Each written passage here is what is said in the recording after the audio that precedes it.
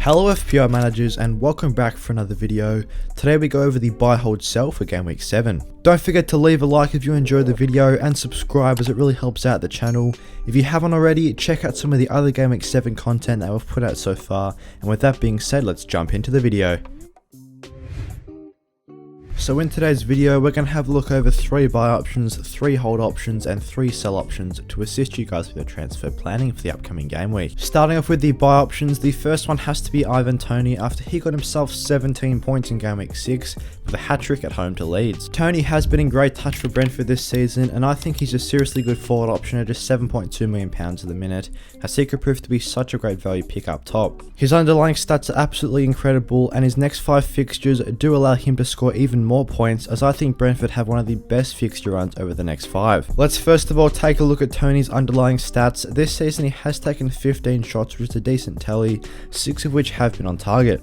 Furthermore, he has attempted 10 assists, which is actually a figure that ranks 3rd amongst all forwards so far this season, only behind Jesus and Kane. His XG of 3.18 also ranks 5th amongst forwards, which is only behind Haaland, Mitrovic, Kane and Jesus, and he's also got a very high expected assist stat of 1.91. Amongst forwards, his expected assist stat actually ranks 1st, and amongst all players in the competition, his expected assist stat ranks 3rd, only behind De Bruyne and Pascal Gross. This does give him an expected FPL points of 38.43, also ranking 3rd across the first 6 game weeks, only behind Haaland and Kane, so I just think his underlying stats provide him with a great opportunity to get even more points and build on his 5 goals and 2 assists across the first 6 weeks. Looking at his next 5 fixtures, they are also conducive to some more FPL points, with Southampton, Arsenal, Bournemouth, Newcastle and Brighton being his next 5 fixtures. For me, he's going to be one of the highest scoring forwards over the next 5 game weeks, and he's just getting into great positions for Brentford and getting so many chances, and of course he's on penalties as well, so I think he's such a great buy. Looking at another forward that's been in great touch recently, it's Alexander Mitrovic. He provided 5 points in Game Week 6 by getting himself a goal in his 4th consecutive game running, and actually bringing his total up to 6 goals for the season. This now puts him 2nd in the Golden Boot, only behind Erling Haaland, who's got 10 goals, and considering that he is just £6.8 million, he's another superb value option in the forward line. Mitrovic's underlying stats have been absolutely amazing so far, as he's taken on 27 shots, which is a league high, and also his 15 shots on target do rank 1st amongst all players. This does give him a 3.94 XG, which is a figure that ranks 2nd amongst all players in FPL, only behind Erling Haaland with 6.76. His XA stat of 0.72 also ranks in the top 10 for forwards, but he definitely is more of a goal scorer. Looking at his expected FPL points, they do rank 6th amongst all players in FPL so far, only behind Haaland, Kane, Toney, Salah and Kevin De Bruyne. Furthermore, his actual points tally of 39 does rank joint 6th amongst all players in FPL this season, and at just £6.2 million, he is keeping up with the likes of some of the best premium options in the game, being Haaland and Kane. So with Fulham's great fixtures of Chelsea, Forest, Newcastle, West Ham, Bournemouth and Villa, I think Mitrovic is such a solid buy option. Looking at the 3rd buy, Kieran Trippier looks to be one of the better defensive assets right now, as he actually is the 3rd highest scoring defender over the first 6 game weeks. He's coming in at £5.2 million in that Newcastle defence, as he could prove to be a nice value option, providing very good underlying stats with a very good fixture run. His 11 attempted assists do rank 2nd amongst all defenders, only behind Trent Alexander-Arnold, and his XA stat of 0.71 also ranks towards the top for players at the back. Furthermore, Newcastle's defence has looked very solid this season, keeping 3 clean sheets, and with the fixtures of West Ham, Bournemouth, Fulham, Brentford, Manchester United and Everton as their next 6, I'm sure they will get more clean sheets over this time.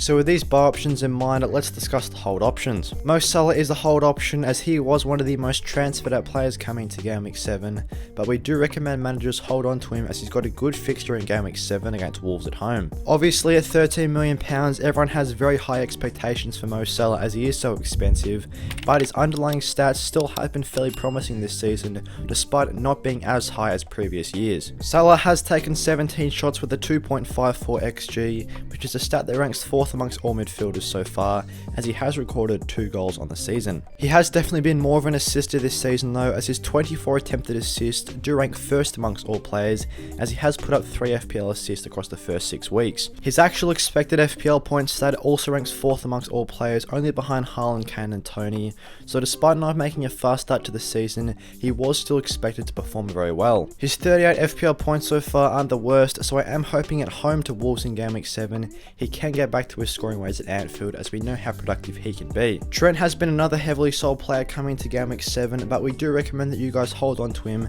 as Wolves at home is definitely a good fixture from a defensive standpoint. The Wolves attack hasn't really been firing so far this season, only scoring 3 goals across their first 6 game weeks. There is a decent chance of Liverpool getting a clean sheet in this game as a result. As we touched on previously, Trent's 13 attempted assists do rank first amongst all defenders, and his 0.91 XA is also very high amongst players at the back. So with such a decent fixture from a defensive standpoint against Wolves, I would hope that Liverpool can get a clean sheet, and there's always the potential that Trent can pair this with an attacking return. Personally, Gabriel Jesus is also one of the more solid players coming to Gameweek 7, as he did blank in Gameweek 6. Looking at his underlying stats though, they are very impressive, with a 3.25 XG, scoring 3 goals this season, and considering that he's got Everton at home in Gameweek 7, he wouldn't be going anywhere in my team. He's also got Brentford away in Gameweek 8, so definitely 2 very good fixtures to hold on to him for, before potentially moving him out on a wild card in Gameweek 9, where Arsenal's fixtures do turn. Let's now take a look at the sell options. The first one here is a fairly obvious one in Rodrigo. He did obviously pick up that shoulder injury and isn't expected back until the 2nd of October, which does see him miss both game weeks 7 and 8. So of course, for that reason, if you are a part of the 8.1% that does own him, he is a good transfer out, as he's not going to come back anytime soon for Leeds, and his price is likely to decrease even further, down from 6.3 at the moment. Let's now take a look at some Spurs options. Heung-min Son is the first one here, as his price has already decreased by 0.3 million, down to 11.7. He definitely has not been at his brilliant best as he was last season, as across the first 6 games he's produced 0 goals. In fact, he's only got himself 1 attacking return across the first 6 weeks, and considering that Spurs face Manchester City, Leicester and Arsenal, even Brighton in Game Week 10 as their next 4 opponents, I just don't think now is the right time to own him. Definitely from an attacking standpoint, the defences of City, Arsenal and Brighton as 3 of his next 4 aren't really conducive for more goals for Heung-min Son, so I do think if you do own him, now's a great chance to get him out, as there is so many other good premium options in the game, such as Salah, KDB or even Haaland. Perisic is another Tottenham asset that's worthwhile getting rid of, as once again those difficult fixtures of Manchester City, Leicester, Arsenal and Brighton as the next 4 are also not very conducive to clean sheets for Tottenham. Manchester City's, Leicester's and Arsenal's attack have been fairly solid this season, so I wouldn't expect Tottenham to get any clean sheets in their next 3, and I just think with the risk of Perisic getting rotated, he's probably not worth the money at 5.6 million. For me, if you don't currently have Trippier and Perisic is in the team, I think that's a great transfer plan to make, as Trippier's got great fixtures and also great underlying stats. Although Perisic has produced an XA of 1.07, which is very impressive for the amount of minutes that he's played, I just think there's too much risk with him getting rotated at his old age, and if he does get some more starting minutes later in the season, maybe then you could bring him in when Spurs fixtures do take a turn for the better. Thanks for watching today's video. If you guys want to become a channel member, then click the join button down below and get featured on the members board at the end of the videos, just like Philip Ash here. Also, don't forget to leave a like and subscribe to show support for the channel, and click the notification bell. And with that being said, I'll see you guys in the next one.